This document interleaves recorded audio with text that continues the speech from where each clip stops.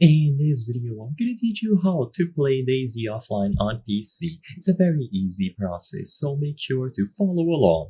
Now, as you might already be aware, DayZ is primarily, or rather, an only multiplayer experience. You can, however, do a little workaround to set up a server for yourself. So even though you can't just go into a single player mode, what you do to trick the game is to make a server and make it so only you are playing. So to do this, you will have to get all of the files. They will be available from Steam, so if you go to your Steam library and look for DayZ, you will find DayZ, the game itself, but also DayZ server. So install this on your PC. It is going to be 3.4 gigabytes. After it is installed, right-click it, go over to Properties, and then type out this in the launch options, -config equals serverdz.cfg. This will give you the configuration file to set up the server. With this done, browse through the local files. So after it is installed, sadly I don't have it here, but after you have this downloaded, you can right click and in here browse through local files. And it's going to take you to the folder where it was installed on your PC. Usually it is going to be under Steam Apps and Common. So once you are here, you will find this CFG, like you named it, on the launch options.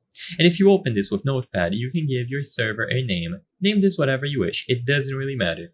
You can set up a password, but you don't have to bother because no one will have access to your network. But if you want to be secured and be absolutely sure that no one joins, set up a password here. Change whitelist and max players, and you have a bunch of other options. For the purposes of this video, I'm not going to cover each one of them, but you can clearly see a description of what they do, so feel free to customize this according to your preferences. Once it is done, launch the DayZ server on Steam, so make sure that you've saved the changes that you've made to Notepad, and then open DayZ server. You will see a screen similar to this one, so you will see the console run. Let this process finish fully.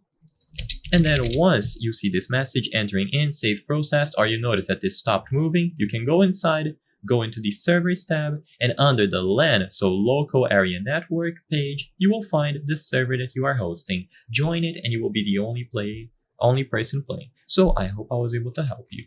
If this video helped you, please consider subscribing. As you can see, 83% of people watching our videos are not subscribed. By subscribing, you can help us on the channel make high quality videos. Thank you for watching and I'll see you on the next one.